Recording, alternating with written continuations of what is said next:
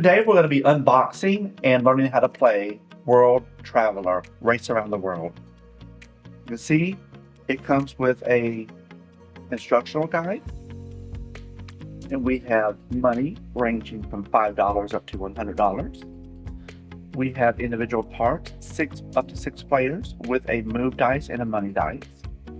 And now we have actual vehicle cards. We'll talk about that in a moment. And we have action cards.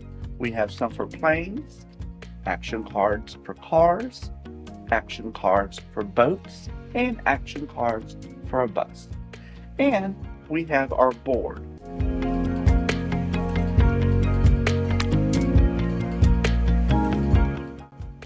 Now we'll talk about setting up the board. You can see we have separated our action cards. We have our car. It goes on top of the car.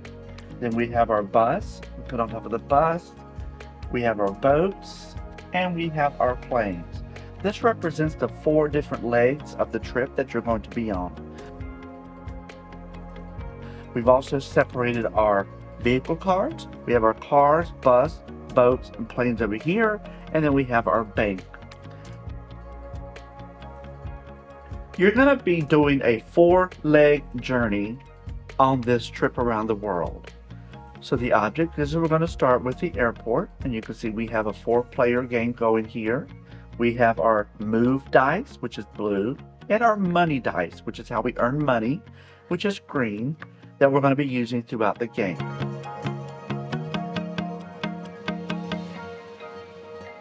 To get started, I must first rent a vehicle, which is a car, and you can see it correlates with this color.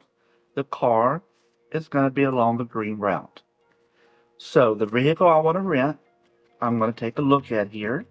If I rent a junker, it costs $50, and I get to move 1 space.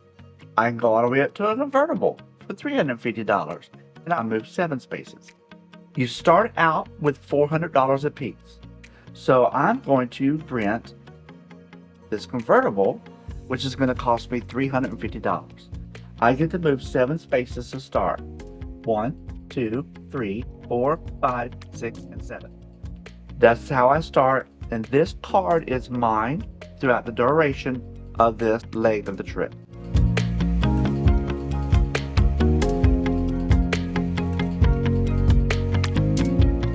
It's my go. The first thing I need to do is not roll any dice, but draw an action card because I'm in a car vehicle. This action card states that it's a speed trap. I need to pay $50 or I don't get to roll any dice and I end my turn.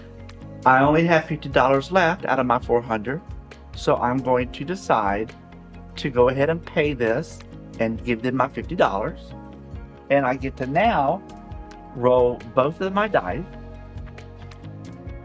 A 5, I get to move 1, 2, 3, 4, 5, and I rolled 20, so I get $20 back from the bank, and that ends my turn.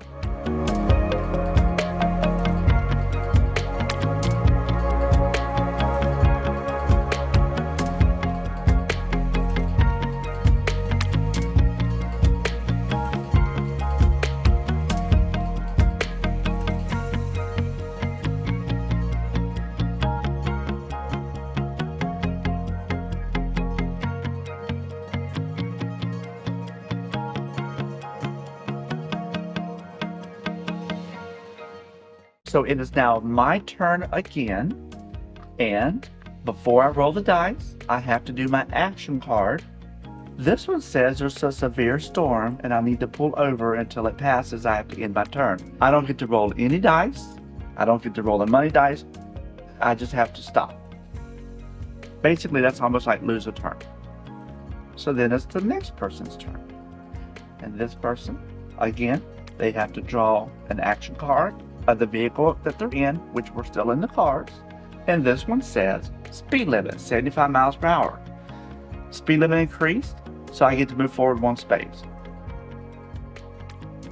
It does not tell me to end turn, so in addition to moving forward, I now get to roll the dice. 3. 1, 2, and notice this. 3. You can't move past that. You have to stop regardless. And I get $20, and that ends my turn. On my next turn for this player, they turn in, once they land on the city, their vehicle card. They need to rent a bus. So they're going to now look at the buses. If they don't have enough money, they have to stay here, and on their turn, they only get to roll the money dice until they get enough money to actually buy a vehicle to move on to the next leg of the trip.